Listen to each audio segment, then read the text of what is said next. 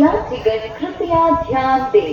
मीरठ मार्ग से दादर जाने वाली गाड़ी संख्या 1731 Hubli Dadar Dadar express platform number 2 पर थोड़ी ही देर में आएगी। Your kind attention please. Train number 1731 from Hubballi to Dadar Dadar Express via Meerut will arrive shortly on platform number 2. ಪ್ರಯಾಣಿಕರೇ ದಯವಿಟ್ಟು ಗಮನಿಸಿ, ರೈಲು ಗಾಡಿ ಸಂಖ್ಯೆ 1737 ಹುಬ್ಬಳ್ಳಿ ನಿಂದ ಮೀರತ್ ಮಾರ್ಗವಾಗಿ ದಾದರ್